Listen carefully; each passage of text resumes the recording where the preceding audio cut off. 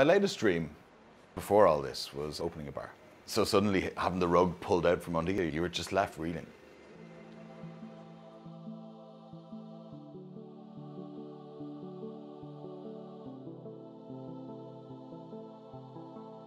I get passionate about creating something myself. I'm very driven to see my ideas and my concepts progress.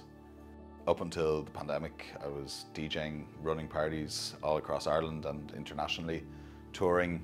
I opened a bar in January 2020, and that's what I had all my focus in, but now it's all changed a bit. This is Antisocial. This is our bar.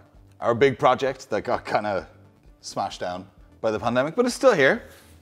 Still here, we're still going.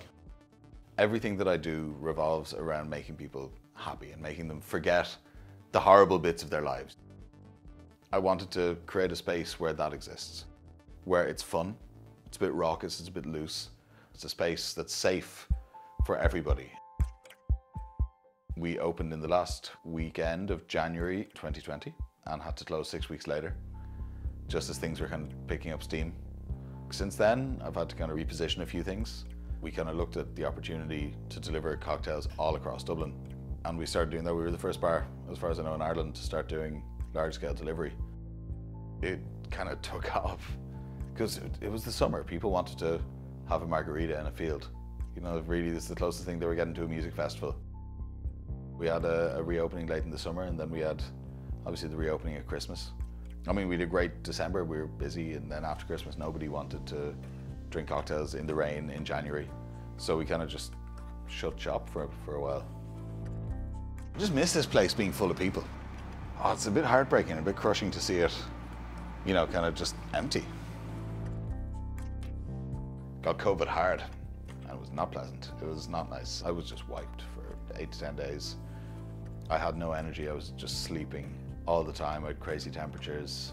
It really does give you an idea of what you don't want to give to your loved ones. I think the worst thing was coming out of isolation and being like, okay, now I'm so excited to go out and do things, and realizing that there's nothing to do and I can't leave my 5K. That was almost tougher than the isolation itself. It's hard to go from a lot to nothing, to go completely cold turkey on life. And what I found really hard is that there's so much of myself and who I am tied up in what I do, that when that's taken away, that was probably the hardest thing. I struggled a lot. Sleeping patterns went all over the place. I was pretty depressed. Just wasn't great. Release is crucial. You know, it's an enormous part of humanity. You need that, especially if you're wound up, and everyone is at the moment. People are terrified. Are they going to infect someone, or is somebody going to infect them? People need a little bit of just looseness.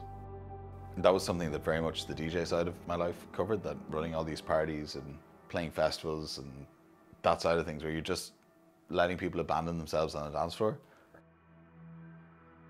One of the good things that's come out of this is that I've had more time to focus on other things. So one of those things was restoring an old ambulance and turning it into a food truck.